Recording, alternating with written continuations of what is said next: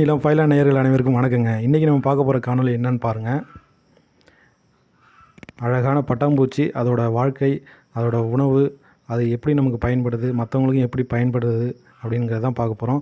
இந்த பட்டாம்பூச்சி உருவாகிறதுக்கு பார்த்தீங்க அப்படின்னா, ஒரு முட்டையிட்டு அந்த முட்டையிலேருந்து வரக்கூடிய ஒரு லார்வா, அதாவது கேட்டர்பில்லர்னு சொல்லுவாங்க, புழுன்னு சொல்லுவாங்க. அந்த புழு நிறைய தழைகளை தின்னு தின்னு தின்னு அதுக்கப்புறம் பூப்பா அப்படிங்கிற ஒரு நிலைக்கு மாறி அதுலேருந்து தாங்க உங்களுக்கு பட்டாம்பூச்சி வரும்.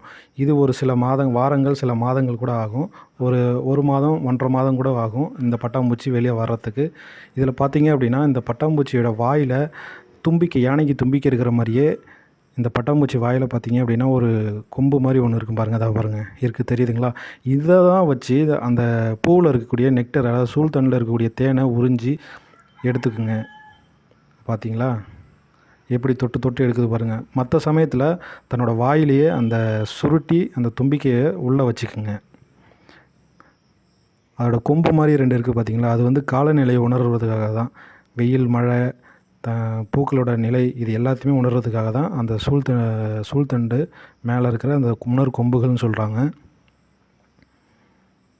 இதோட உணவுகள் எல்லாமே பார்த்தீங்க அப்படின்னா பூக்கள் இருக்கிற சூழ்தண்டு தான். அதில் இருக்கக்கூடிய தேன் தான் இதோட உணவு.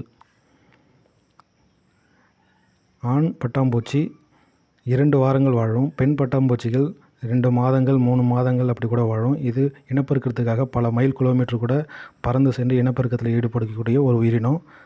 பூச்சிகள் மகரந்த சேர்க்கையில் ஈடுபடுறதுக்கு இந்த பூச்சி நமக்கு உதவுதுங்க. காய்கனியெல்லாம் இந்த மகரந்த சேர்க்கை ஈடுபடுறதுனால தான் நமக்கு கிடைக்கிது. மறக்காமல் இந்த காணொலியை லைக் பண்ணுங்கள், ஃபாலோ பண்ணுங்கள். நன்றி. நிலம். டாட்டா.